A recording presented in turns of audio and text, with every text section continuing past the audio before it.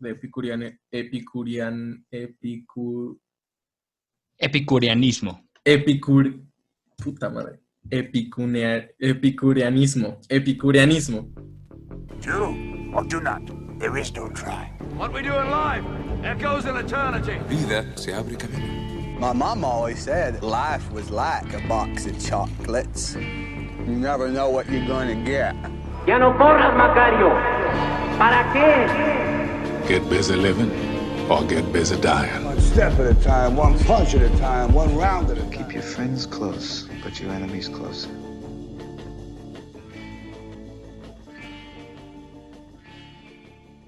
Bienvenidos de vuelta a Cinéfilos, al único podcast que no sube sus capítulos en un día específico porque están lleno de huevones que se la pasan filosofando en vez de grabando. El día de hoy queremos curar la herida existencial que les abrimos en los capítulos anteriores. Después de haber cerrado nuestra pequeña saga existencialista, queremos hablarles sobre todo lo contrario, sobre el placer, la felicidad, el sexo, las drogas y el alcohol. Pero antes de olvidarlo, que quiero decirlo y quiero hablar en voz de todos para agradecerle a toda la gente que nos escucha y nos da un poco de su tiempo, pero especialmente en esta ocasión queremos de parte de todos, agradecerle a las personas que nos escuchan desde España, desde Argentina y desde Colombia. Gracias por hacer de este pequeño proyecto algo más grande, algo internacional, que es algo que no nos imaginábamos. La verdad yo no me pasaba ni por la cabeza que podíamos llegar a ser internacionales. Y pues bueno, gracias igual por tener tanta paciencia en lo que el podcast agarraba ritmo y nosotros aprendíamos este nuevo formato de podcast, hablar y todo. Pero bueno, ya, mucho chunchullo, mucho sentimiento. Pues bueno, este podcast viene recargado de muchos excesos. Para empezar, les hablaremos un poco sobre la película Esto no es Berlín y nos seguiremos para analizar la ética epicúrea, la cual habla sobre el placer y la felicidad.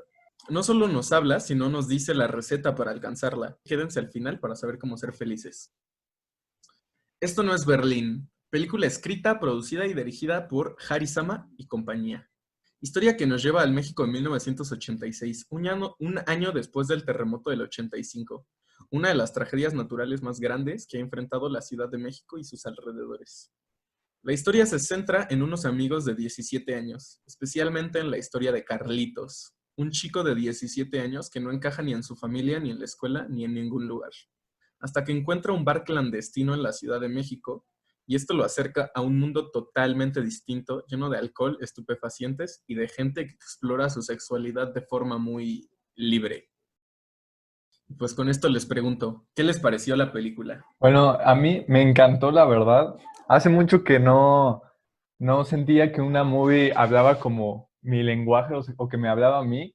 O sea, porque para los que no sepan, la película se desarrolla en los suburbios de aquí de México, para los que son de otro país, porque ya nos escuchan en otros países. Unos suburbios de México, clase medieros, conocidos como la zona de satélite. Y pues, pues, al menos casi todos aquí, pues, somos como de zonas de suburbios clase medieros, a menos que sea si sabe que cagas varo. Pero bueno, entonces, esta película empieza así muy punk, muy de madrazos, porque literal empieza con madrazos, con una rola de Judas Priest. Y bueno, o sea, desde ese momento me atrapó la película, y ya conforme se fue desarrollando, así de que iban a los bares, güey, de que probaban acá pues sus pequeños estupefacientes, y después, y que empiezan a descubrir todo este movimiento contracultural de México, güey. A mí se me hizo muy chido, porque además es una onda cultural que a mí me gusta mucho, que es el post-punk, y además también tienen su onda como de Cure, como Curana, ahí medio rara. Y pues si les gustan este tipo de películas más como tipo anécdotas y cine mexicano, pues yo creo que les gustará mucho. Concuerdo con Rafa, la escena punk es muy atractiva verla representada en los 80s del México, y también me parece brillante el título, ¿no? Esto no es Berlín. Me parece que juegan muy inteligentemente con ese juego, ¿no? Porque en los 80s ya está el mundo globalizado, ya la escena under es la misma escena en las grandes urbes, pero no es Berlín, es México, y tienen problemas mexicanos que solamente se vivían en México de X o Y manera, ¿no? Me parece una película muy bella en algunos sentidos, y en otros sentidos también me parece un poco excesivo su uso de algunas tomas. Por ejemplo, toda la escena artística me pareció un poco exagerada. Después de cierto tiempo ya dices, ya, esto ya lo vi, esto ya entendí, ¿no? Ya, pásale. Pero bien, una película mexicana que me hace recordar que el cine mexicano tiene mucho que ofrecer. Y sí, muy buena, muy buen desarrollo de personajes también, me parece que eso es lo que mejor hace la película. Técnicamente es buena, no me parece tampoco brillante, pero es bueno.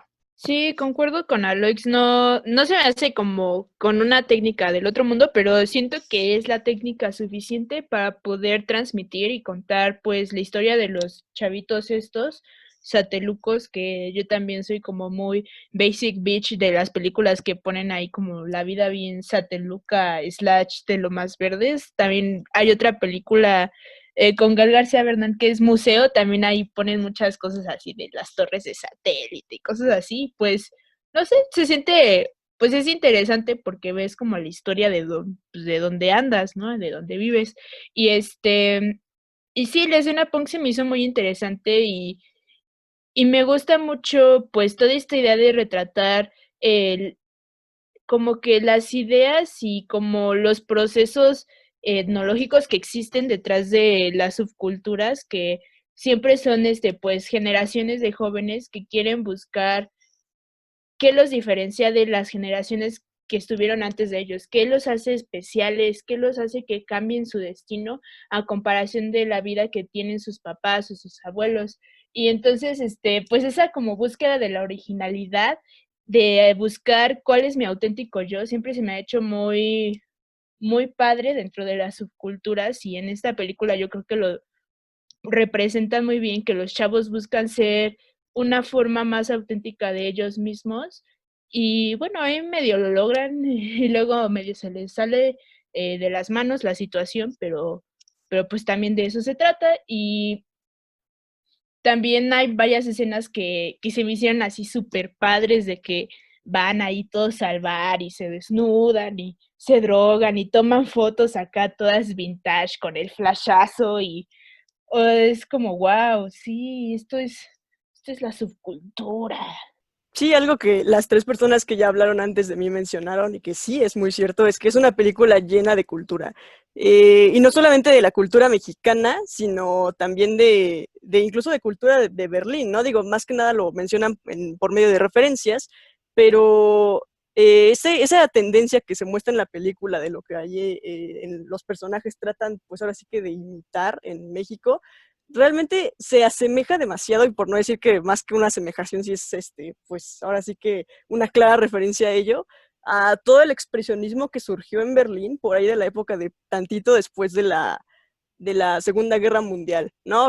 Toda esta historia del muro de Berlín y cómo en la parte del occidente empezó a surgir pues el arte expresionista, que era todo esto que consistía en hacer lo que, pues ese tipo de performances que hacían los personajes en la película, ¿no? Más o menos de eso iba el Berlín de los 1940 y tantos, 1950, incluso a lo mejor a principios. Entonces, en ese sentido, es una película muy, muy, muy llena de cultura, y también creo que te sitúa bastante bien dentro de la época de México de los 70s, 80s, así, entre esos 2 años.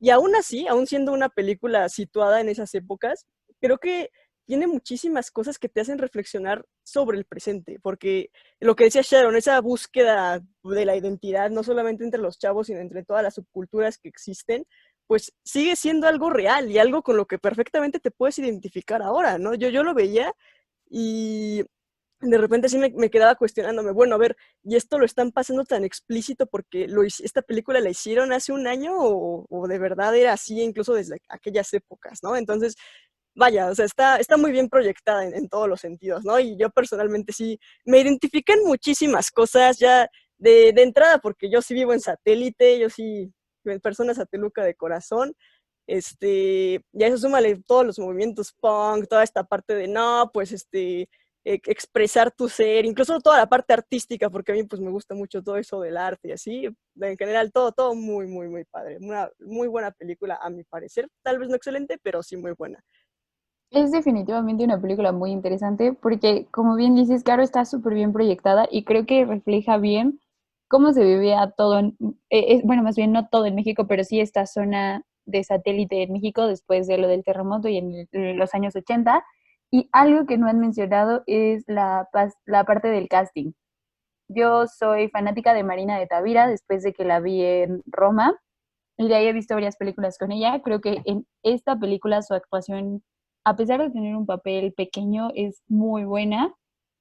Y el protagonista creo que está teniendo su auge en el cine mexicano porque, como les mencionaba antes de empezar el programa, él es uno de los protagonistas de la película de La vida inmoral de una pareja ideal y desde ahí se veía que iba a ser grande y en esa película creo que su actuación lo confirma. Entonces, no solo es una gran película, sino que te deja un buen sabor de boca en la parte del casting porque México tiene muchísimos actores que ofrecer. Fíjate que algo que sí no me gustó del casting es que todos se ven muy mayores, la neta. O sea, como que digo, no, man, no te creo que estás empezando prepa o acabando secundaria. Es como, güey, ya estás como huevudito, ¿no? O sea, ya no estás para estar ahí. No, A ver, pero sí, pero todas las pues, escenas de... Sí, no sí, podías pon un güey tener de 17 a grabar eso. Un güey de 17 grabando una con orgía. menores o sea, de edad, sí, O no sea, pero mames. que se vean morros, güey. O sea, ¿sabes? No puedes tener escenas de sexo con menores de edad, a menos que seas Kubrick haciendo Lolita, ¿no? Pero, pero bueno, a mí me encanta esta película, me encanta desde la primera vez que la vi en la Cineteca, me pareció increíble, me llegó. Creo que a todos nos ha llegado en cuestión personal, y pues sí. Pero más allá de las cuestiones dentro de la película, me encanta la historia de Harisama, del director. Porque no sé si lo sabían o más o menos se lo esperaban, pero toda la historia está mayormente basada en la vida del director. O sea, lo que él vio y experimentó en los 80s. Entonces, hay una entrevista muy buena en YouTube por ahí. Hay muy pocas, entonces es una de las poquísimas que hay. Donde Harisama cuenta que para él esto era terapia, era un pedo ahí bien freudiano, como estar viendo su vida reflejada en la pantalla. Estaba chistoso porque era abrirse con su equipo sobre las cosas que él vio y él experimentó y él hizo, y luego volverlas a ver, ¿no? Como en otras personas. Entonces, está chistoso y eso me gusta. Me gusta que eso culmina en un guión súper original. No excelente, pero es que, como ustedes lo decían, es que no trata de serlo, no trata de ser excelente. Y siento que de ahí va el encanto de la película, ¿no? sí, es Que una sí la película muy sientes, honesta. exactamente, es muy honesta. Sientes totalmente la intención que solo es contarte la historia de este chavo. Y Harisama dice que la película va sobre amistad. Y no sé si él sepa lo que habla de su propia película. Pero bueno, realmente lo que intenta la película es abrirte la puerta a esta dimensión que al menos hasta ese momento, antes de que yo la viera, era totalmente desconocido a mí, ¿no? Era toda esta escena del underground mexicano de los 80s, es algo que nunca he escuchado, o sea, que mis papás no vivieron, que mis tíos no vivieron, que la gente cercana a mí no vivió. Entonces, es algo que en verdad sí me sorprendió bastante, ¿no? Como, y aparte me gusta que el título sea Esto no es Berlín, porque tanto hace énfasis en que esto sí está pasando en México, como está el juego ahí de que sí es un underground de una admiración muy berlinesca, ¿no? De que todo el mundo en general, aunque no había redes sociales, pues sí intentaban esta onda. De hecho, sí, dos cosas respecto a eso, porque me parece muy importante para poder como entender de dónde venimos, ¿no? Porque sus papás probablemente no vivieron eso, pero los míos sí. Y yo sí entiendo que ese mundo del el mundial en México, todo este rollo de llegar a cuartos de final y demás, tenía atosigado a todo el mundo. Era de lo que se hablaba todos los días. Y a la fecha, 30 y tantos años después de eso, se sigue hablando de cómo era ese movimiento, ¿no? Y todo lo que eran los anarcopunks. Y cómo el movimiento punk te llevaba a las drogas y al sexo promiscuo y a la homosexualidad, ¿no? Y eso era, ¿no? Aquí llega tarde todo y aquí llegó el Satanic Panic de esa manera. Y la segunda cosa que quería decir es, la historia me parece brillante solo por lo que estás diciendo tú, Isaac, que es, no hay ninguna pretensión de dar una moraleja, no hay ninguna pretensión de decirte cómo hacer las cosas, es una historia que le pasó a estos chavitos, ¿no? Y esto les pasa y como la vida, ¿no? Muere gente de repente de la nada, te encuentras con drogas también de la nada y lo sobrellevas, ¿no? De una manera u otra. Ya un poco forzándolo, pero también me pareció como digno de ser mencionado, es este discurso que tienen sobre la homofobia y cómo solo por el hecho de tener el pelo largo o por ponerte de rosa o lo que sea, delineador en los ojos y ya eres homosexual y ya todo, estás marcado y pierdes tus amigos y los maestros no te quieren y demás. Me pareció también que una buena mención, porque es cierto, pasó. Es que es verdad, es justo por lo que yo creo que se hace una gran película, una excelente película a mi parecer, porque en ningún momento trata de ser algo más que una historia de lo vivido, ¿no? De lo acontecido en México en esas fechas y que mucha gente como nosotros, más jóvenes, no conocemos. Y como comentaban en el programa pasado, que, bueno, que las películas en realidad no deberían buscar la grandeza técnica y deberían de tener estas libertades. Yo creo que de estas libertades que se toma la película es la razón por la que termina siendo una película increíble, ¿no? Aunque sí, técnicamente le falta poco, no es algo que le reproches a la película, no es algo que le quite a tu experiencia viendo esta película. Siento que lo que está es muy bueno y lo que no está no es necesario. Es la razón por la que es una película excelente. Otra cosa, yo no sabía que Harisama estaba contando como sus experiencias, pero ahorita que lo mencionaste es como, sí, totalmente. Está contándote algo que él vio, sí. Y además sale en la película, güey, es el tío, el tío cool que le da su huida por primera vez al morrito. Pero, güey, algo que hablando de lo técnico, algo que sí dije, le salió muy chido fue el hecho de, pues como saben, es una película de los 80s, o sea, es una película de época, y pues tiene que haber control de los detalles, güey. Y algo que le sale muy chido es el control de los detalles, de escenarios y de vestuario, güey. O sea, literal, todos los carros son de la época, güey, y se ven, o sea, las calles que aún permanecen, que no han llegado los conglomerados a poner malls, aún están ahí y se ven muy chidas. La verdad es que el control de eso, de los detalles de hacer una película de época también están muy chidos. Y de hecho, cuando pasan la escena en Ecatepec es una zona de la Ciudad de México que está pues por el culo, ¿no? El Ecatepec es la zona con más feminicidios, con más crimen y demás. Y la ponen en la película como la zona baldía donde se juntaban todos los apestados sociales, ¿no? Y ahí van a hacer sus toquines punk, ya están chupando en la calle, pero no hay nada. Y eso está muy bien hecho, porque ahora vas a Ecatepec y ves ya todos los malls mal hechos, todas las casas de lámina, todos con su antena de Sky. Sí, eso ya no se ve como se ve en la película. Esta me pareció muy bueno. La primera vez que la vi, sí, y mencionaron que iban a ir a Ecatepec, yo dije, no mames, ¿cómo va a estar eso, no? Ecatepec de los 80s. Creo que ni existía Ecatepec, entonces cuando lo vi yo dije como, no más, sí está muy bien hecho. Y aparte, en Ecatepec siempre ha tenido como esta onda donde lo que más dominaba era ese estilo de punk, ¿no? Sí, el punk hardcore, el punk literal es contra gobierno, y el punk de darse madrazos, no que sus madres fresas de estar ahí en el synth pop y ahí el post-punk ahí, onda curana y así. No, y de hecho en esos años deberían de estar por ahí empezando las víctimas del Doctor Cerebro justo en Ecatepec y haciendo sus desmadres, ¿no? Épicos, y el ska, güey, el ska también empezando ahí en esos rumbos. De hecho, estaba viendo un video sobre el rodaje y me sorprendí porque fuera del filtro de la cámara, o sea, fuera de lo que se ve en la película, se ve muy normal, o sea, entre los vestuarios sin los filtros y la edición después de la película, se ve muy normal, o sea, lo veo muy actual. Entonces, en realidad no sé qué magia de la edición hicieron en la escena, qué colores usaron, pero no sé, están muy bien logrados.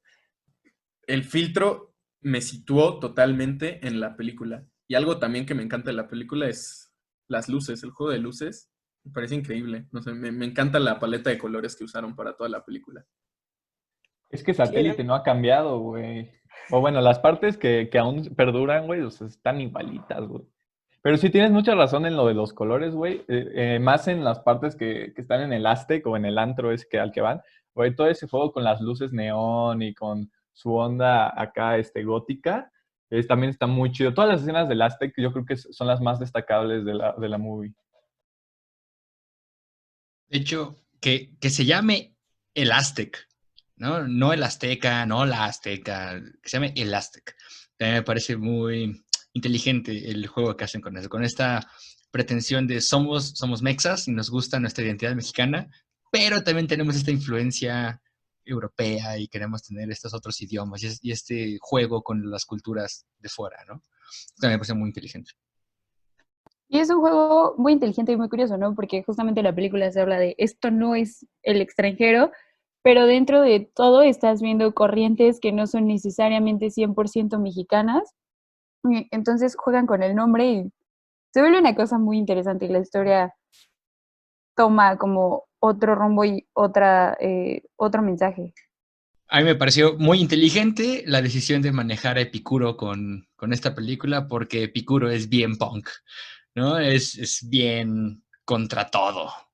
Y está chido. Me parece que si ya no hay nadie más que quiera decir algo, podemos ir a nuestro primer descanso de cigarro para volver con Epicuro. Vámonos.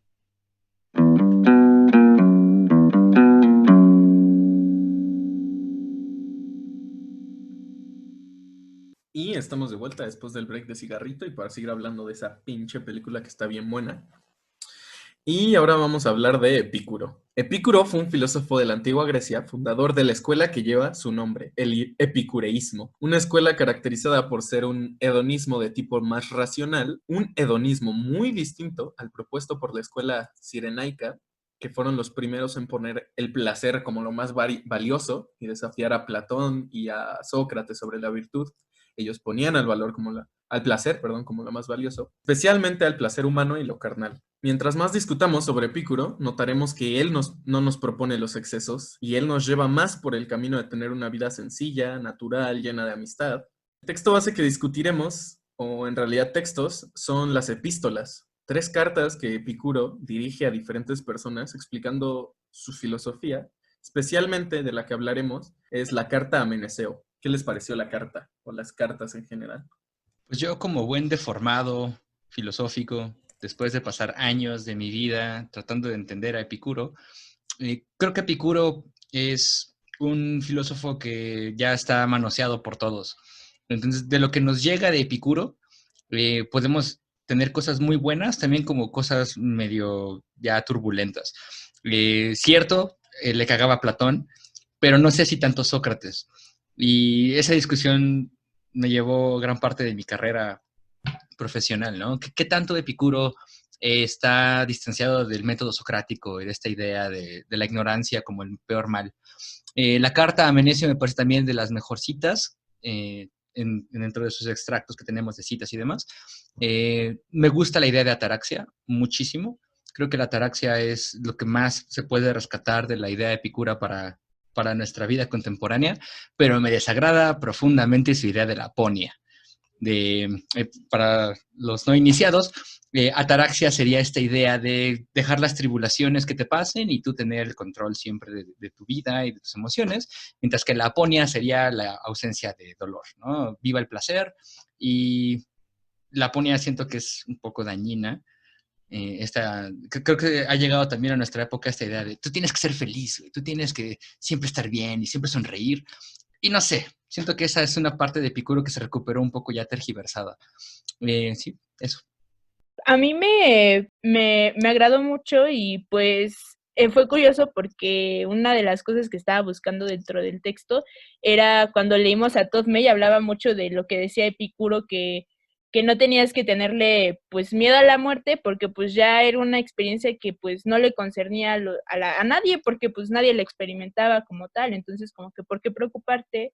Y pues también otra cosa que pues ya agregaba en la carta a Meneceo era que pues si tú vives con el hecho de que en realidad la muerte pues no te concierne a ti, entonces no te da miedo, pues entonces tampoco te deben de dar miedo las cosas dentro de la vida. Y eso me gustó porque como que dice, es que tienes que buscar pues como que ser racional y ser racional, no dejarte ir por cosas raras y no sé, creencias místicas acá que nada más te van a dar miedo irracional, pues mejor, o sea, ser racional y pues disfruta lo que hay, ¿no? Y hay cosas de la vida que no puedes controlar, pero hay otras que sí, entonces como que tienes que aprender a vivir con las cosas que sí puedes controlar. Y a la vez estoy de acuerdo con Aloix con eso que dice, como que hay mucha obsesión por siempre ser feliz y nunca sufrir dolor, nada así, o sea, y tampoco es como que diga, sí, suframos dolor, masoquismo y no sé qué, ¿no? Pero a veces hay cosas que cobran una belleza o sea, a veces cosas que te ponen triste con el tiempo como que, aunque en el momento te hayan hecho tristes o lo que sea, o aunque en el presente te sigan haciendo tristes como la nostalgia o cosas así, yo creo que son experiencias valiosas dentro de la vida y son parte de lo que significa vivir y como que siempre buscar ser feliz es como que medio raro y como a eso sí se me hace muy irracional porque pues así no funcionan las cosas, o sea, tiene que haber como un equilibrio, yo pienso. Es curioso que menciones esto de cómo opagas otros sentimientos por la felicidad, porque es un tema que ha estado sonando mucho últimamente, que es esto de la positividad tóxica, que es algo que sí, ya se tergiversó totalmente de lo que se enseñaba al inicio, donde lo que importaba era ser feliz, porque al final de cuentas se vuelve algo que sobrepasa todas las demás emociones, y creo que en el caso de Epicuro no te lo ponen como algo principal. Él te quiere ayudar a llegar a ser feliz, pero siempre habla de lo trata como un balance. No por ser feliz te olvides de que existe esto otro. Y eso fue algo que me gustó mucho de cómo escribe él y cómo busca él la virtud, en sí virtudes, porque no se enfrasca solamente en lo bueno ni en ningún exceso, sino que siempre te está diciendo tienes que ser sensato y tienes que ser consciente de lo que estás haciendo y eso me gustó bastante del texto. Creo que es algo muy parecido al Golden Mean, de lo que se hablaba con Aristóteles, pero me gusta cómo lo pone Epicuro. Que nada, ahorita les quiero hacer unas preguntas que tenía ahí en la mente cuando estaba leyendo sobre Epicuro. ¿Por qué si vivir feliz es tan fácil, nos complicamos tanto? Lo que Epicuro dice es que vivir feliz o alcanzar la felicidad es muy sencillo, solo tienes que tener los placeres naturales, llenarlos y lo que sea. ¿Por qué nos complicamos tanto? ¿Qué es lo que en realidad los seres humanos estamos buscando cuando nos engañamos diciendo que buscamos la felicidad? A mí una frase que se me grabó, o digo, no se me grabó exactamente, la voy a parafrasear, como siempre le hago, es que hay ciertos placeres que en sí el placer conlleva como en el proceso para llegar a ese placer más dolores, y hay otros dolores que a su vez conllevan a un cierto placer, ¿no? Entonces, lo que Epicuro dice en esa parte es tendemos a escoger ciertos dolores para vivirlos y no necesariamente son dignos de reyección todos los placeres, pero al mismo, digo, los dolores, eso no todos son dignos de reyección, pero al mismo tiempo tampoco todos los placeres vale la pena ser alcanzados porque abarcan más dolor del que podrías tener como resultado. Yo voy a responder tu pregunta, Isaac, con una metáfora de la comida. Podríamos decir, o sea, así como decir, pues este es el camino al gozo y pues ya no, ¿por qué nos complicamos tanto? Pues podrías decirlo como, bueno, pues este es el camino a tener una dieta nutritiva y saludable para tu vida, ¿no? Entonces ya puedes hacerte pues tus ensaladas y mezclarlas así bien chido con proteínas, carbohidratos, todo, ¿no? Fibra. Entonces, ¿por qué existen cosas como los dorilocos, ¿no? O las salsas acá bien intensas, o las alitas acá súper picosas, o sea, son cosas como pésimas para la salud y aparte, o sea, la sensación del picante es como una cosa acá, o sea, es como masoquista, o sea, comer una salsa bien picosa, o sea, duele, pero nos gusta, o sea, es algo súper raro. O sea, por qué hacemos eso? Y es que, o sea, sí, podrías ir por la vida, pues, teniendo una alimentación así on point, excelente, y sí, puedes mezclar especias y todo, y puede ser saludable. De vez en cuando, pues, abrir tu experiencia, ¿no? Porque, pues, solo vives una vez, ¿no? Ni modo que te cierres a todas las posibilidades de sabor que puede experimentar tu lengua. Me parece que eso lo menciona Todd May también en el libro que hablamos la vez pasada de muerte, ¿no? El problema con pensar en una vida llena de una eternidad de castigos es que es completamente injusto. Porque si voy a vivir 80 años y cometí un error, voy a pasar toda la vida, el resto de mi existencia sufriendo? Es muy injusto. Y no tiene ningún sentido verlo así. Y me parece que la pregunta, Isaac, va muy al punto. Recuerdo una frase que dice Epicuro con Heródoto, que es nada viene de la nada, ¿no? Ex nihilo nihilo fit. Es decir, tú no puedes pensar que algo te causa placer o sufrimiento hasta que no lo experimentas. Si no lo experimentas, no puedes determinar si es bueno, malo, placentero, ¿no? Y yo pensaría que Epicuro lo que diría es que vivir no es fácil. Vivir está lleno de pedos. Lo que es fácil es encontrar lo bueno en la vida. Y lo que también es fácil es poder sobrellevar las dificultades que te trae la vida una vez que sabes que vale madres, ¿no? Que tu existencia es limitada, que pensar en cosas supremas y absolutas solo te va a causar dolor, ¿no? Me parece que el término de ataraxia es bueno en ese sentido, porque te permite a ti tener cierto control o cierto grado de control sobre lo que tú interpretas de las cosas que te pasan día con día. Entonces sí, tu vida puede estar de la chingada, es cierto, pero también puedes encontrar cosas que te agraden de esa vida fácilmente, porque el placer es fácil de agarrar, el placer es fácil de encontrar. Y también es fácil sobrellevar los pedos que te pueden pasar una vez que entiendes que a pesar de todos los pedos que puedes tener el control sobre algunas cosas. No recuerdo si Epicuro en algún momento habla del suicidio, pero no me parece que sería algo condenable desde la perspectiva de Epicuro, ¿no? Si no encuentras placer en tu vida y ya racionalmente tuviste todo este exacerbo de racionalidad para determinar si te gusta o no te gusta vivir, pues ya no pasa nada, ¿no? No hay vida después de la muerte, Dios no existe, y si existe es un culero, entonces ¿qué más pinches da? Eso está chido, eso me gusta. Me parece que esa pregunta es difícil, porque vivir siempre es difícil, güey. Vivir nunca está garantizado por nada, ¿no? Entonces, sí, Epicuro puede dar la respuesta. No me parece que sea la respuesta más sensata, pero creo que sí te puede traer cierta paz verlo así.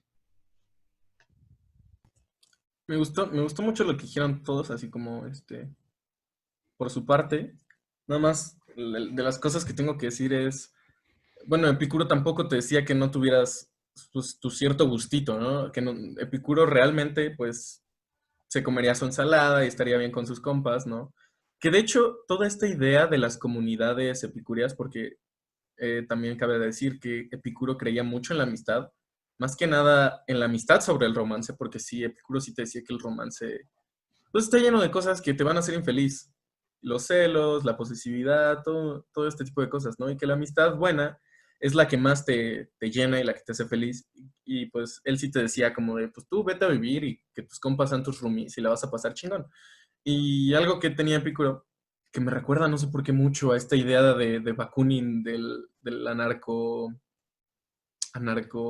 ay, no sé cuántos ya tags le ponen al anarquismo, pero que básicamente era irte a vivir a comunidades autosuficientes, lo que decía Bakunin, y pues esto me suena súper epicuro, ¿no?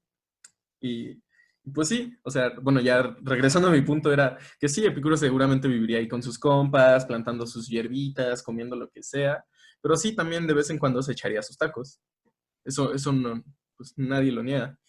Y sobre lo que dice Alex, me parece que todo lo que dijiste es lo que se conoce como el tetrafármaco. No sé si estén familiarizados con esta idea, pero es básicamente la forma más fácil y sencilla de presentar a Epicuro. Son 4 máximas de la ética epicuriana.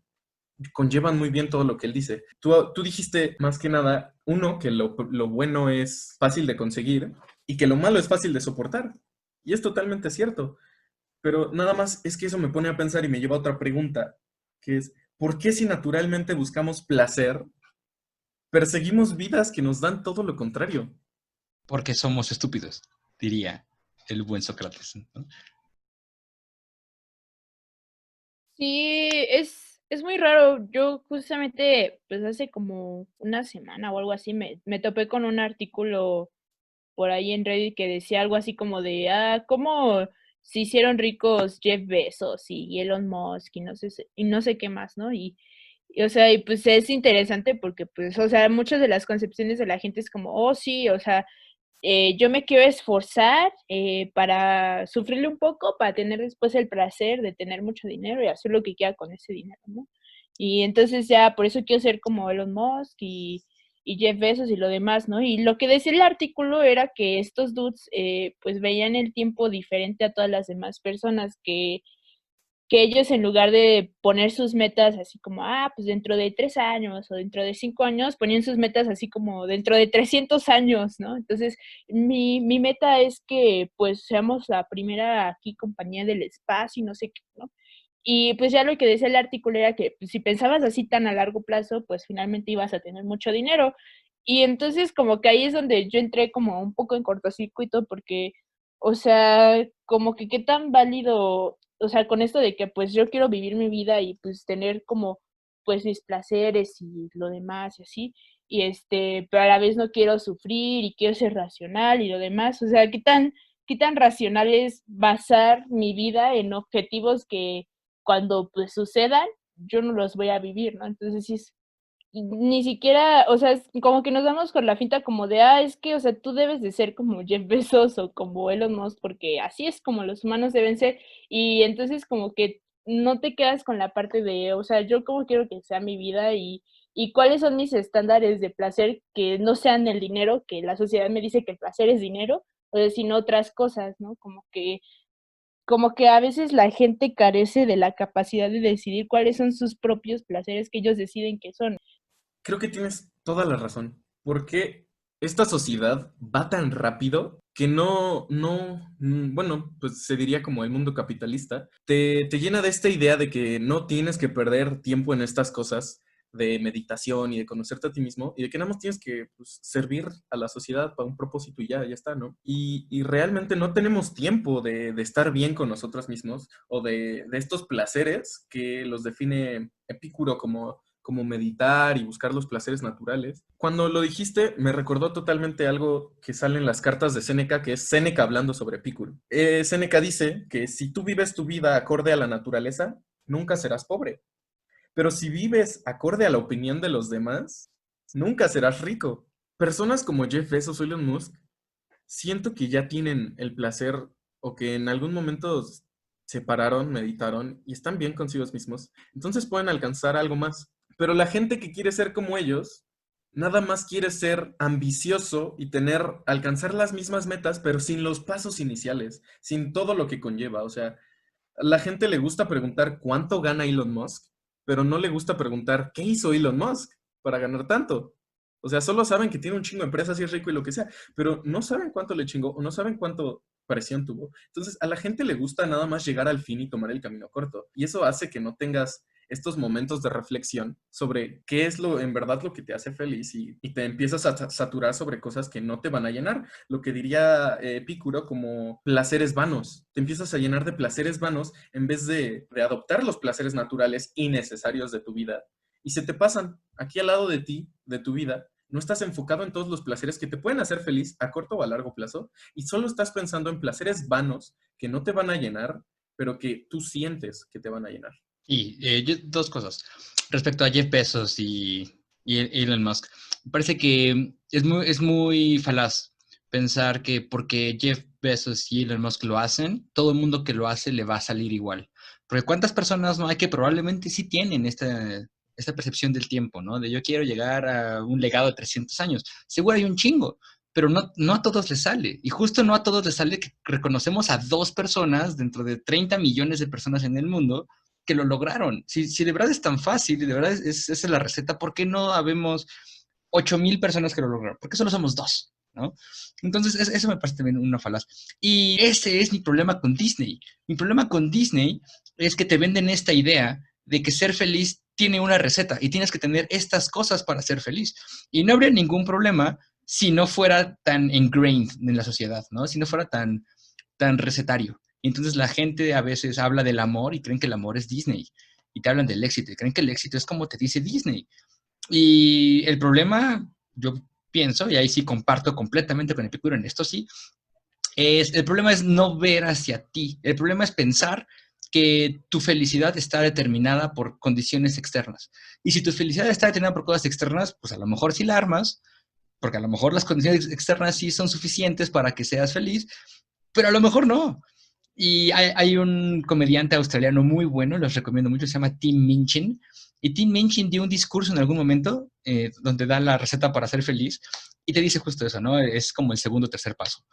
Y habla de no tengas objetivos a largo plazo. Las cosas que valen la pena salen en la periferia. Tienes que ser cuidadoso con tener planes a largo plazo porque a lo mejor no las alcanzas. A lo mejor pasas toda tu vida queriendo ser Jeff Bezos y la cagas y ya no eres Jeff Bezos. Y vas a vivir atormentado por eso. En vez de eso, voltea a tu inmediatez, vas a ver un objetivo corto, alcanzable, probablemente más sencillo que tu deseo de ser lo que sea, y vale la pena seguirlo, vale la pena ver a dónde llegas, porque la felicidad debe de venir de ti, no debe de venir de nada más. De hecho, creo que justo esa idea de la felicidad que tiene que venir de ti es parte de la sensatez y la racionalidad que sugiere Epicuro que todos deberíamos tener para alcanzar el gozo al final, ¿no? Porque, bueno, aquí vemos toda esta idea que nos mete la sociedad de rendimiento a la cabeza de que al final tenemos que ser de cierta forma y la resta de la felicidad y todo eso. Esa misma sociedad que nos hace creer que drogarnos para rendir más con cafeína y etcétera, etcétera, es bueno, pero drogarnos con mota para filosofar y introspeccionar más en nosotros es malo, esa misma es la que nos mete a la cabeza esas ideas, ¿no? Entonces, si Epicuro viviera ahorita, yo me atrevería a decir que diría, es que, ¿sabes qué? O sea, que te valga verga lo que te digan de cómo tienes que ser. O sea, si al final tu introspección te dice que casualmente tu felicidad embona con la que los demás piensan que tiene que ser, pues adelante, ¿no?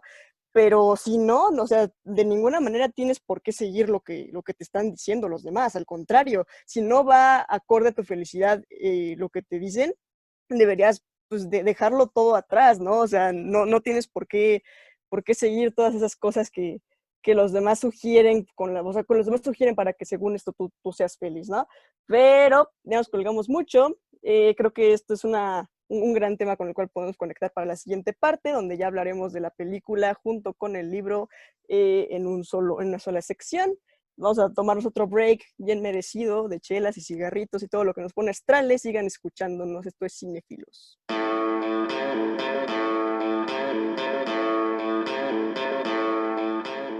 Volvemos en Cinéfilos con nuestro análisis de la película Esto no es Berlín y las cartas de Epicuro.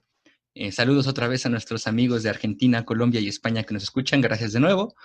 Y yo quiero empezar esto hablando del punk, porque el punk como movimiento y como corriente de contracultura tiene mucho esta idea de ir en contra del sistema, ¿no? De antisistema todo. Y Epicuro creo que nos permite tener esta aproximación. Yo veo en la película una relación íntima y clara con las ideas epicúreas de que te valga verga. Manda a la chingada todo lo que tú crees que está bien, porque a lo mejor no lo está. Disfruta las cosas que se te presentan. En el caso de la cultura punk de los 80 eran las drogas y los bares inclusivos de todos los géneros y todos los tipos de personas que se puedan presentar. Yo creo que ahí podemos encontrar una relación clara con Epicuro. No sé qué piensan ustedes. Pues justamente fuera de línea estábamos hablando de eso, ¿no? De que una similitud muy grande que se encuentra entre el jardín de Epicuro, o los jardines de Epicuro, Epicuro, ya no sé cómo se pronuncia, y el antro del Aztec de la película, es que en los jardines de Epicuro era el único lugar en Grecia público, pues, donde aceptaban mujeres, ¿no? Y entonces, igual que entraban chavos, entraban chavas a gozar de la vida y disfrutar de los placeres que existen en este mundo, ¿no? Y en el caso del antro del Aztec, pues se ve una analogía bastante cercana a ello, ¿no? Porque al final, en la sociedad de los 80s en México, en donde todavía estaban muy minorizadas todas las poblaciones de los gays, en general de todos los homosexuales y de cualquier otra orientación sexual que no fuera heterosexual, de las mujeres también y de todas estas corrientes, pues incluso de los punks y hasta de los artistas, puedes llamarlo, ¿no? De todas estas personas que consideraban un poquito inferiores socialmente que las demás personas que no lo eran, pues ahí entraban todos, ¿no? Y entre todos se trataban como iguales, como meramente como personas, ¿no? Incluso me acuerdo de una frase que dice estaba maquillando a Charlie, que le pregunta, oigan, ¿y ustedes, pues, qué son, no? ¿Bisexuales? ¿O es un club de gays? ¿O qué es esto, no? Y le dice, pues, digamos que somos gente divertida a la que nos gusta hacer cosas divertidas, ¿no? Ya como que homogeneizando toda la sociedad que se iba a rejuntar en ese lugar, prácticamente de la misma manera en la que lo hacía el Jardín de Epicuro, ¿no? Ahí uno podría decir, bueno, la gente no iba como tal a congregarse por ninguna otra razón más que ir a gozar. Y al final el gozo era algo común entre todos los seres humanos, y subrayo seres humanos con ese concepto, ¿no? Sin ninguna otra distinción de otro tipo, que por supuesto mucho menos minoriza a ninguna persona por alguna diferencia. Entonces, ya en ese sentido tiene ahí como una analogía bastante interesante entre las dos cosas, ¿no? Entre el Aztec y los jardines de Epicuro. Yo lo que quiero decir que rescaté así cuando estaba viendo la película con Epicuro en mente, fue cuando estaba en la barra el personaje principal y la hermana de su amigo, y pues ella acababa de cortar con el güey de la banda, estaba toda triste y ahí tomando en la barra, y la frase que le dijo este Carlos, dije, este güey le dieron sus 2 segundos de Epicurianismo.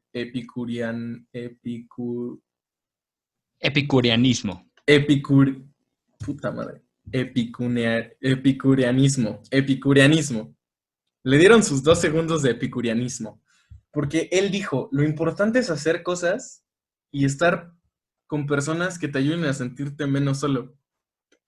Y con esa línea sola puedes resumirla tanto el Aztec como las comunidades epicúreas o los jardines. Yo consideraría que el Aztec es un jardín hedonista, pero no epicureanista, ¿no? Yo consideraría que el Aztec es un jardín hedonista, pero no un jardín de Epicuro. Y Más que además nada con por esa los frase, excesos que con se esa viven. frase puedes resumir, o sea, es literal el argumento de la película y del libro, bueno, del texto, güey. Ujú. No, sí, totalmente.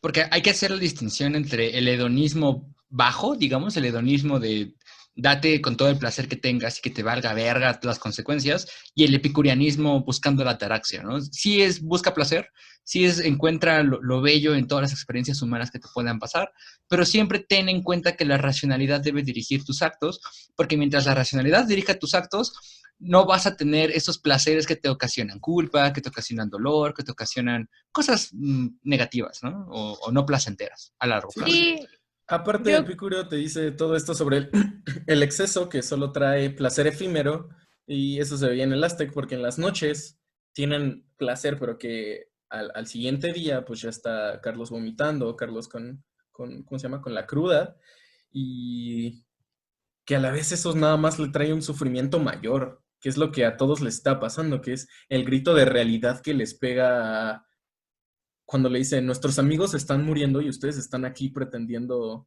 ser algo que no son. Y es cuando le grita, esto no es Berlín.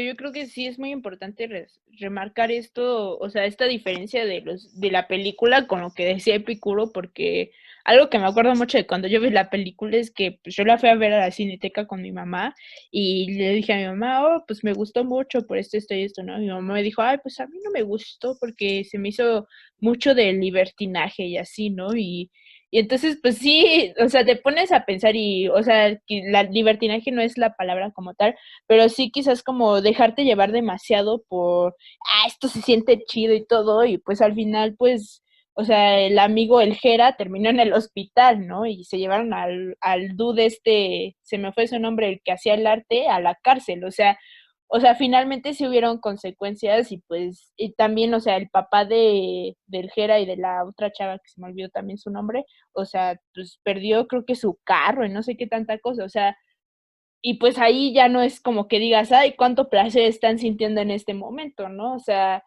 pues sí es buscar el placer, pero buscarlo de una forma que al final no te termine pues chingando, ¿no?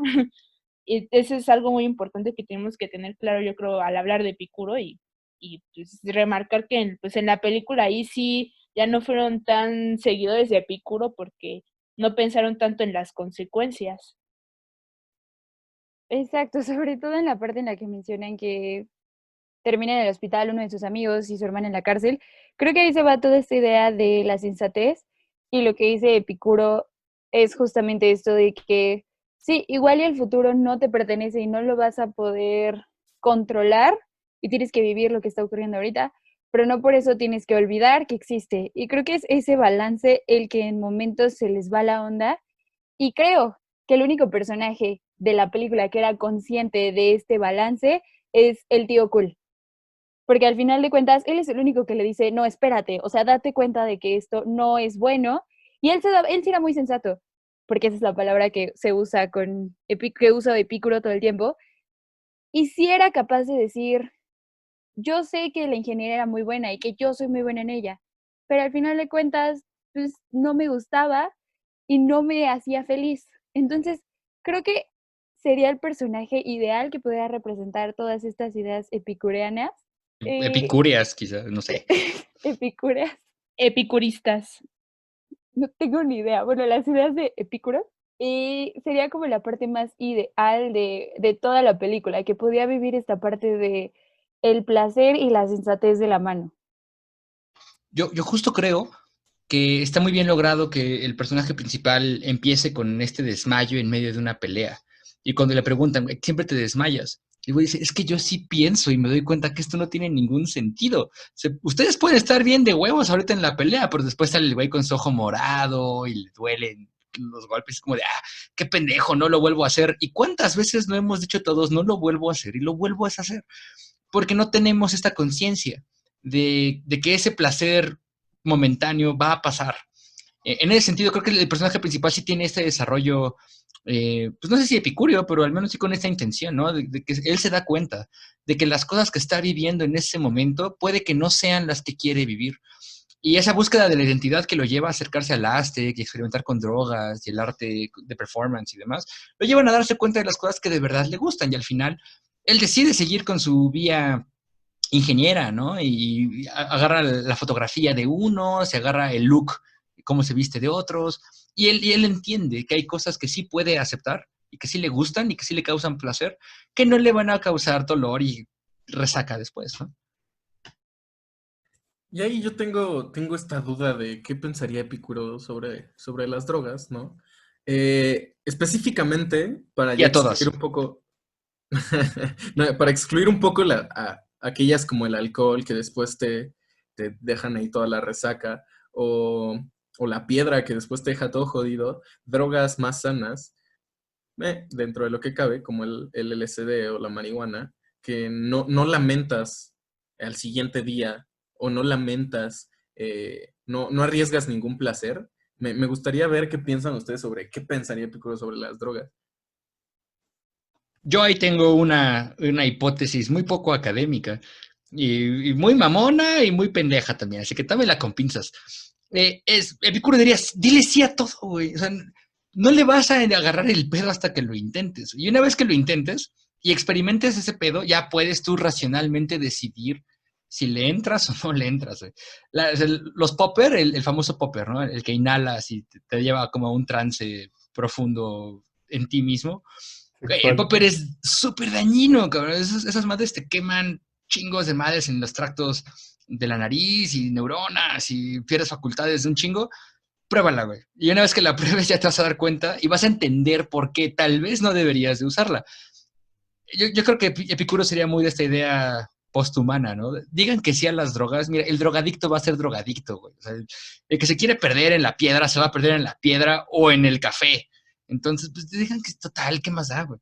O sea, los que no se van a perder, y son, dirían los posthumanos o algunos posthumanos, los que no se van a perder, no se van a perder porque sean legales, güey. O sea, van a ser inteligentes y van a saber qué les conviene y qué no. Creo que es importante volver a la parte de la sensatez. Creo, el problema residiría en el momento en el que tú decidieras poner tu felicidad efímera sobre la que es a largo plazo. Porque, bueno, la felicidad instantánea, más bien. Porque al final de cuentas, vuelvo a lo que él dice, ¿no? Que si bien el futuro no te pertenece, no tienes que olvidar que no estás exento de lo que vaya a suceder en el futuro. Entonces, quizás sí sería de la idea de probarlo, pero siempre, creo que siempre se pone antes la sensatez. Entonces es ser consciente de las consecuencias, ¿no? ¿Sabes qué? Sí, voy a empezar a fumar. Tienes que ser consciente de que te puede generar una adicción. Y si tú decides hacer eso, a pesar de que no sea algo sensato, es muy de ti. Y creo que esa es la parte en la que Epicuro se podría oponer a esta idea de las drogas.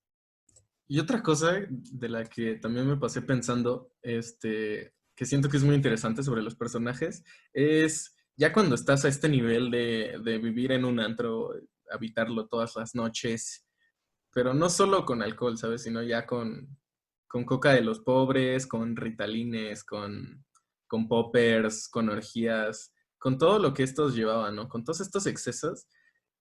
Y cuando, también una de las cosas que me hizo pensar esto es cuando les gritaron, nuestros amigos están muriendo. Entonces, ¿esta gente qué pensará de la muerte, no?